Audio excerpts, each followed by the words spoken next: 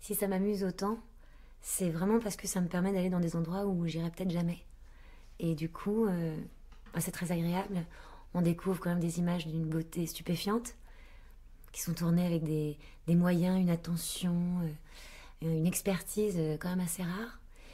Et puis, j'ai jamais eu la chance d'aller en Chine encore, et ces images ouais, me laissent complètement muette d'admiration. Je trouve ça sublime, et c'est une occasion de voyage, surtout.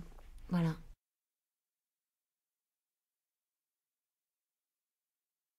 Mais déjà, il y a une grande liberté. En fait, il s'agit de raconter une histoire, vraiment. On se rend compte que dans ce genre de très beaux films nature, en réalité, la dramaturgie, elle compte autant que dans une fiction. On va raconter une histoire à des gens, donc il faut les amener tout doucement avec la voix. C'est très agréable. C'est vraiment un travail de charmeuse, de serpent un peu. J'aime beaucoup ça.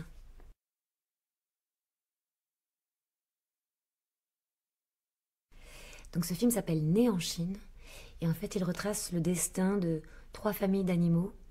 Une panthère des neiges, les petits singes dorés à nez Camus, c'est un drôle de nom, hein, les petits singes dorés à nez Camus. Et nous avons les pandas géants et les pandas roux. On voit d'autres animaux, mais c'est surtout sur eux qu'est centrée l'histoire.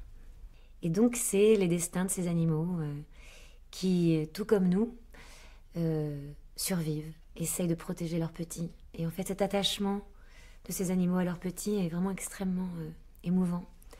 Et dans le film, là, on a peur pour eux, on a envie qu'ils s'en sortent, on cherche un sens à leur vie aussi, de la même façon que nous, on cherche un sens à nos vies aussi.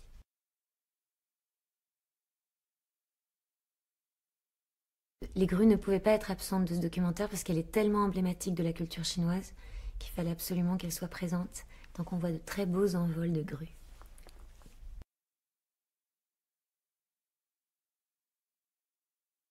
Déjà, c'est très craquant. Je ne sais pas si vous avez vu la tête des bébés pandas. C'est un petit peu irrésistible. Les petits singes aussi sont vraiment irrésistibles, et on a envie qu'ils s'en sortent. Et la panthère, on souffre avec elle. On a vraiment envie qu'elle puisse élever ses deux petits, et qu'elle trouve à manger. Et je pense que ça, on peut tous le comprendre. Voilà, lutter pour survivre.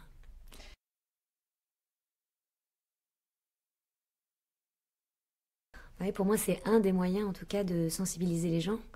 On ne peut pas leur demander de faire attention, d'avoir les yeux ouverts sur le reste de la planète si on ne leur donne pas à voir des images comme celle-ci, qui sont tellement inédites déjà, parce que moi j'avais jamais vu la plupart des animaux que j'ai vus dans ce documentaire.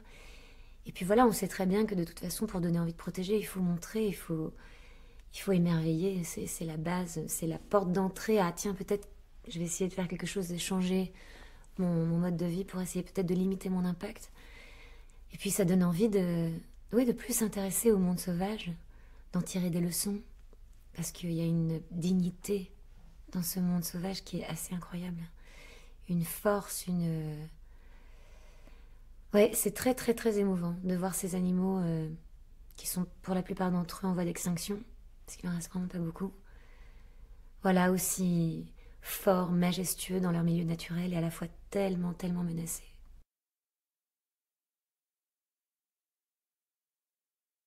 On est vraiment dans des paysages stupéfiants de beauté. Moi, j'avais jamais vu ça. D'ailleurs, l'équipe de tournage apparemment a beaucoup souffert des conditions météo voilà, des montagnes. Apparemment, c'était pas facile du tout. Je crois qu'ils se sont posés encore un bon moment pour vraiment ne pas déranger les animaux en plus. Ils les ont pas en fait filmés en se cachant. Ils se sont mis suffisamment loin pour ne pas les déranger, mais suffisamment près pour que les animaux puissent sentir leur présence, de façon à ce que jour après jour, il y ait une forme d'entente qui se fasse, et que les animaux les acceptent, et donc acceptent de vivre leur quotidien sans se sentir traqués. Donc ça, c'est vraiment extraordinaire. Ça donne des scènes incroyables. On a l'impression qu'ils sont à 2 centimètres. En fait, ils sont vraiment très loin avec des gros objectifs. Mais l'animal sait que l'humain est là, sauf qu'il ne s'en méfie plus.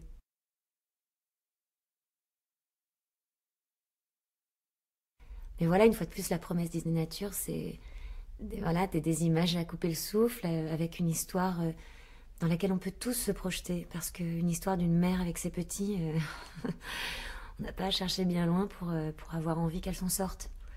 Et non, c'est très très émouvant, une fois de plus. Et puis ils ont trouvé une fois de plus, ils ont trouvé des stars. C'est-à-dire que les personnages principaux sont à tomber. Ils ont un charisme, ils ont un regard dans lequel vraiment on a l'impression de lire énormément de choses. C'est ça qui est fou. Voilà, je sais pas comment ils font, ils arrivent toujours à trouver des endroits magiques, des personnages magiques, une histoire, quelque chose qui nous parle à tous. Et puis, en étant très respectueux également de l'environnement et de la culture du pays dans lequel ils tournent. Là, par exemple, on a des magnifiques passages de grues, qui est donc vraiment l'animal emblématique de la Chine, qui, voilà, on dit que quand elle s'envole, en fait, elle emporte avec elle une âme disparue. Il y a beaucoup de poésie, à la fois il y a du danger, il y a de l'aventure, il y a des très belles images et des personnages avec un grand charisme. Ça fait beaucoup. C'est la première fois de sa vie que la petite sœur de Tao Tao voit la neige. Son émerveillement est une distraction bienvenue dans cette rigueur hivernale.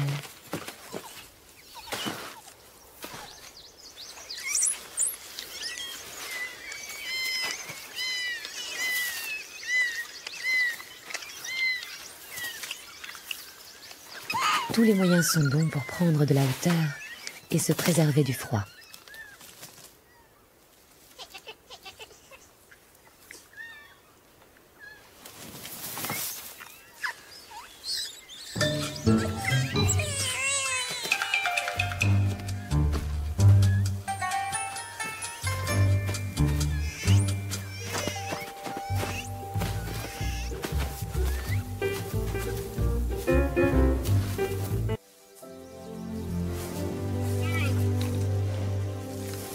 Les femelles pandas adultes mènent une vie solitaire.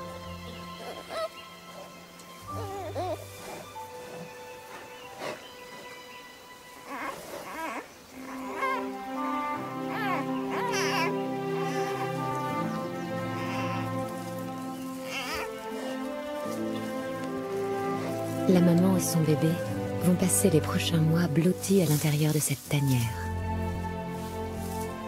Et lorsque Mei Mei sera plus dégourdie, elles sortiront à la découverte du monde. Et la véritable aventure commencera.